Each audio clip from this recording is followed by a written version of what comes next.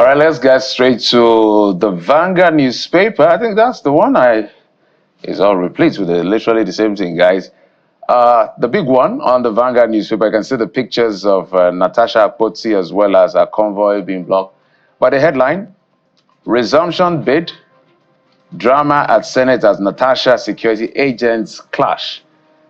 Senator walks to NAS premises on foot after stoppage of a convoy, blocked from accessing main building. Approach appeal court to seek interpretation of legal impasse. That's Akpoti Dwaha. Aisha Yusufu battles police over role in stopping senator.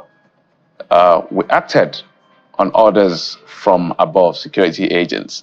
I hate that statement with a full passion. What does order of above mean? Above me? It's one of the most reckless statements from security agencies. We should never tolerate it. Kare. Well, I believe what happened is that Lady Ifeta joining us via Zoom. Yeah.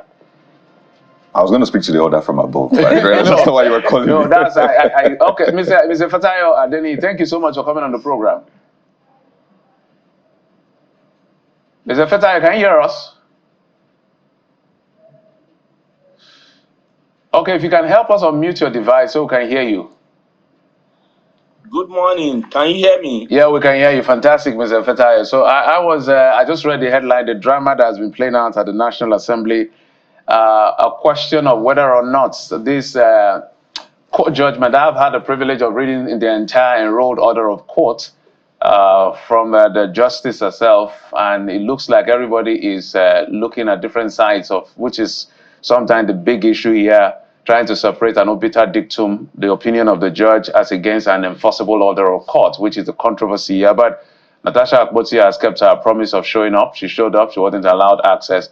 I was also commenting on the issue about order from above. I think is one of the most irresponsible statements from a security agency.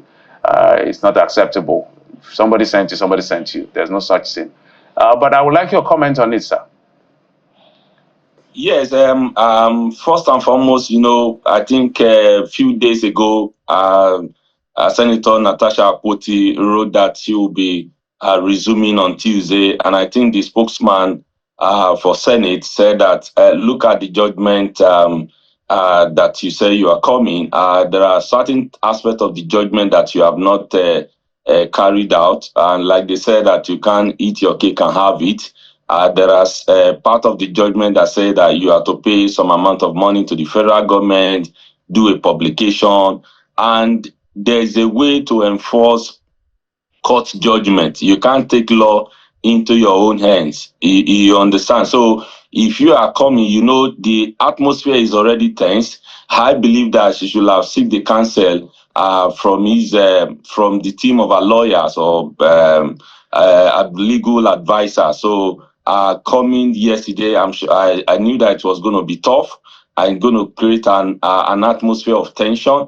But just like you rightly said that the police guard at the top or the security, this was the position of the Senate. Let it be clear, if they send you on an errand, you declare the message, not that your guard, who is your guard at the top? So, but for me, as a senator, being a senator of Federal Republic Nigeria is a position that you need to handle, with highest regard. So I believe that what Natasha has done yesterday, it shouldn't have amounted to that. You can't say you want to obey a section of a judgment and you disobey the other one. It's not done. To me, that's my own opinion. Yesterday, you could have, sit down with the team of lawyers, to ask for the interpretation. And of course, I know that she appealed part of the order. And like they said that the judgment, I'm sure you must have looked at it. What the court said has been that let the Senate, let them review their standing order. That at least if a constitution say as a senator, you need to sit for 181 days and you are slamming 6 months on a senator, how will she represent, our senatorial district, our people? How will she, do her legislative duty? So those are things, just like you said, sometimes when the court pronounce a judgment from this side, somebody can, see a loophole from the other side, the other party can see a loophole. And of course, if you are going to the Court of Appeal, I think she should wait for the whole issue to be adjudicated before she can resume. All right, let's go over to the Guardian newspaper, Mr. Fetayo. Quite a number of things to unpack there, but the Guardian leads with this story: suspense as Tinubu APC NEC meet over zoning, new chairman. So I'm not quite sure what they're zoning or planning to zone. Is it the chairmanship position or the presidential ticket? But hey, it's a page 6 read on the Guardian newspaper. Do you share this suspense sentiment as well regarding this meeting? Looks like we almost know where the APC is headed concerning these things, Mr. Efetaya. Yeah, from the look of things, I'm sure they'll say they are zoning it, or Tinubu is their preferred presidential candidate, just like they did for the late former President Buhari when he was going for the second term. And secondly, for the new chairmanship, they also want to, because they need block vote from the north, they want to dangle it to the northern party. There's nothing suspense about it. It's just like they just want to make their own intention clear from the beginning. Just like while I was in the studio the other days, when I said that this ADC, let us know your intention from beginning. We are zoning this position to this part of the country. We are zoning this position to that part of the country. I think that's what they want to do. There's nothing suspend about Tinubu and APC over zoning new chairman. So we know where they are headed. So there's nothing that cause suspense there. And you see this other story on the front page: Benue killings, 3,160 displaced, 48 homes rather destroyed, says federal government. It's on page 30. It looks like these things just happen below the radar. And they keep happening. If it's not Benue today, it's Plateau tomorrow, keeps oscillating.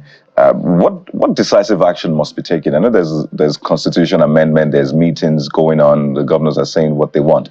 But what must be done decisively by this government if we want to put an end to this, Mr. Fetayo? Yes, it's just a pity that our government, maybe if it doesn't concern them directly, they just take it with levity. 3,000 is a huge number. Over 3,000 is a huge number.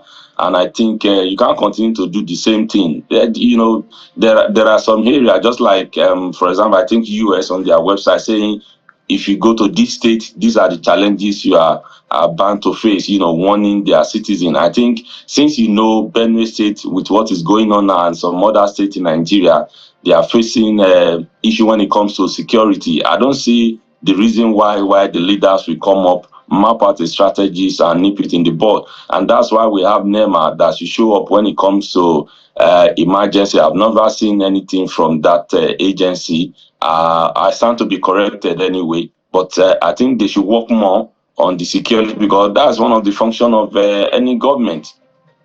Protection of life and property, whatever it is, because of the killings, like our former president said that the blood of any Nigeria does not worth his ambition. So don't say because it does not concern you and you are just looking on the other side. They should do all what they can do to protect the life of any Nigeria, regardless of religion or political affiliation. And that is the expectation as far as governance is concerned. But away from the projections about governance and what is to happen in 2027, the new Nigerian News Direct takes a different path from the other papers to look at the outcome of the MPC meeting yesterday, and it pretty much captures most of the decisions taken by the 12 wise men, according to Mr. Bismarck Rewani. CBN retains interest rate at 27.5% despite slowing inflation, as external reserves hit $40.1 billion. 8 banks meet recapitalization requirements.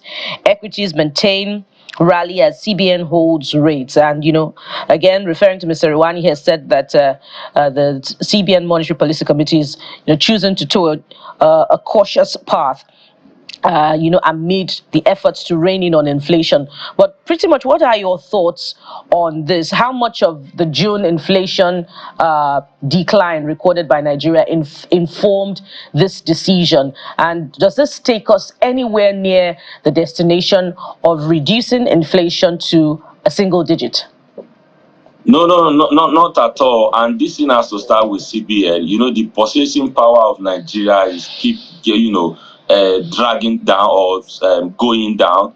And if there's any policy CBN should do, I think it has to do with aspect of interest rate for those who are still doing their businesses, taking loan from bank or credit facility. If you are giving so much as high as 20%, I don't think it's out of place if CBN could do, say, single digit, even for their interest rate for all the banks, because they are the bankers' bank.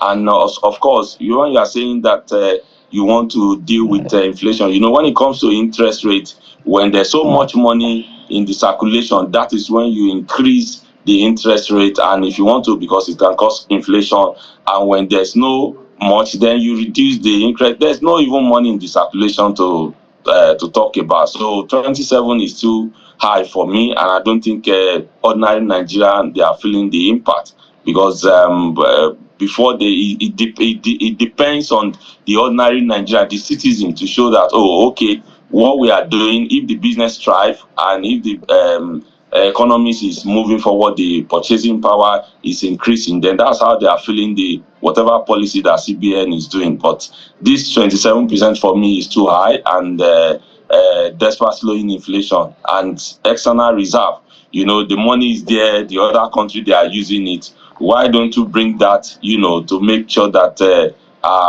people have access to funds to run their business, because Nigerian economy or whatever it is cash dominated. You want to buy a house, you pay your money in full. You want to buy anything, you pay in full. Not like as it's obtained in other client in the world, where you say pays a certain percentage while you spread the remaining for the next 2-3 years.